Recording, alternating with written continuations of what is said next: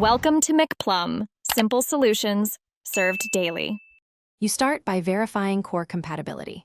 Check your motherboard's PCIe lane allocation and BIOS support for multiple GPUs so you don't hit a lane bottleneck.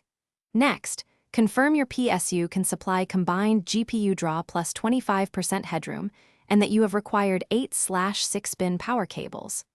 Once done, prepare parts like riser cables or M2 adapters for extra cards. Make sure you work on a grounded surface and wear an anti-static strap to avoid damaging components.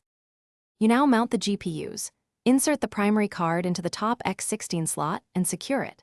After that, add secondary GPUs into remaining X16/X8 slots or connect them through powered PCIe risers. Risers require separate SATA or Molex power depending on type. Make sure each card has its 6/8-pin connectors plugged directly to the PSU, not daisy-chained beyond rating.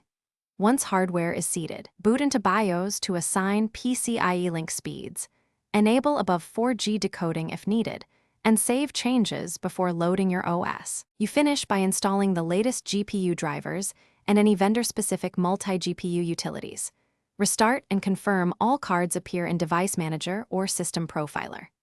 Then run stress tests and benchmark tools while monitoring temperatures and power draw to validate stability.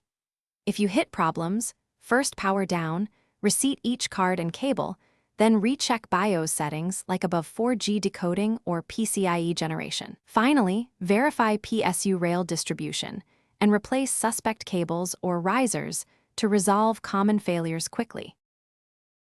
Thanks for watching. Stay juicy and subscribe.